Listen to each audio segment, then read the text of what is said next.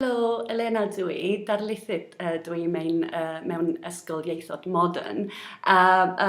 Pam dwi dysgu Cymraeg? Wel, achos dwi'n byw yn Nghymru, ateb haws, really.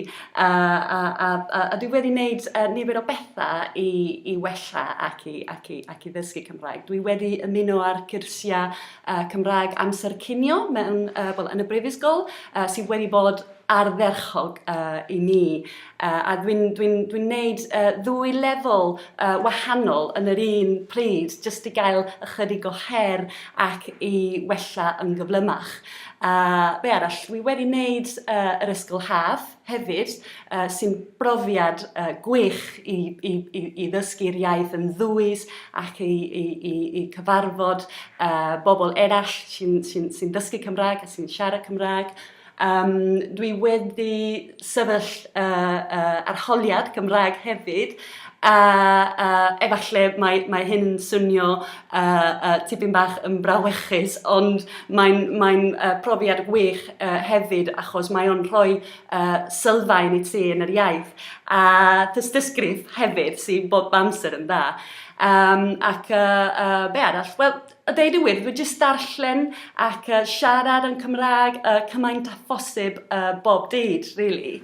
Ac cyngor i dysgwyr eraill, wel, jyst gofleidio cyfleon sy'n i'w gwmpas i siarad bob dydd ac ymarfer bob dydd.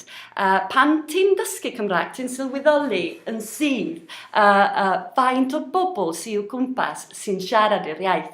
Ac da ni'n lycus iawn i fyw mewn ardal lle mae bawb yn gallu wneud rhywbeth i cryfhau'r sefyllfa'r iaith. Felly mae o'n bwysig iawn. Da ni'n lycus hefyd i weithio mewn brifysgol lle mae'r iaith yn pob man. Felly jyst taflwch chi'n i fewn achos mae'r bodgar yn anhygoel, dwi'n credu. Ac ar hyn o bryd, dwi ymarfer, dwi'n siarad Cymraeg ym mhob man a deud y gwir. Dwi'n siarad Cymraeg efo cydweithwyr, dwi'n ysgrifennu e-byst, dim yn hollol gywir, dim yn hollol ffurfiol eto, ond dwi'n trio. Mae'n cydweithwyr i yn admunegar iawn. Fedra i ddim ysgrifennu mewn ffordd yn hollol gramaddegol ac yn hollol ffurfiol. Fedra i ddim gynnar sgwrs hir a cymhleth yn Cymraeg eto.